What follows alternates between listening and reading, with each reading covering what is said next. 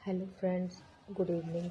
मेरा नाम जिया है और मैंने ब्लॉग्स वगैरह कभी बनाए नहीं। इसके बारे में मैंने कभी सोचा भी नहीं।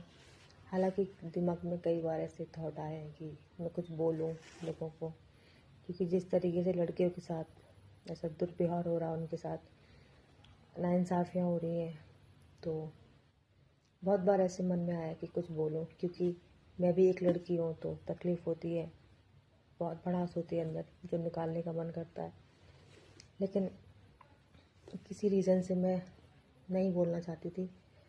लेकिन वो कहते हैं ना, मेरी दादी ने भी कहा था कि एक समय ऐसा आएगा जब कलयुग चरम पर होगा।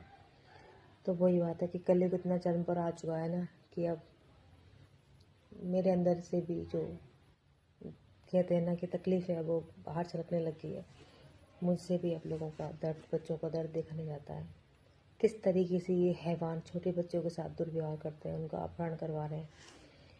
ऐसा तो शुरू से होता आया, लेकिन अब जब चीज़ें सामने आती हैं, उनको देखते हैं तो आसानी होती है वो पीड़ा, और मुझसे बर्दाश्त नहीं होता है।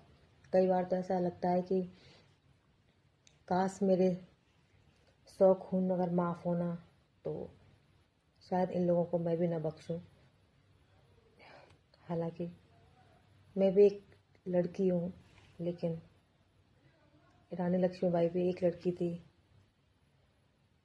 और भी ऐसी कई लड़कियां हैं आज जो पुलिस फोर्स में हैं और वो कुछ करना चाहती हैं। लेकिन कहते हैं ना कि हमारे देश का कानून, हमारे नेता उन लोगों को कुछ करने नहीं देते हैं।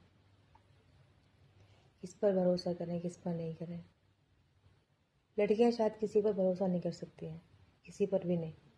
मैं लड़कियों से एक बात बोलती हूँ कि आप सिर्फ खुद पर भरोसा करें, किसी पर भी भरोसा नहीं करें। शायद अब ये मर्द भरोसे लायक बचे ही नहीं है। और मैं आपसे सिर्फ इतना कहना चाहती हूँ कि अगर आपके पेरेंट्स आपको आज़ादी देते हैं अपने डिसीजन लेने के या लाइफ में कुछ भी करने के, तो आप प्लीज़ सिर्फ अपने अपने करियर पर ध्यान दो, ना कि कहते हैं ना कि रिलेशन में आकर के अपने आप को कमज़ोर करो और अपने आप को यूज़ करो। आप शेरनी हो, आपको शेरनी बन के ही रहना पड़ेगा।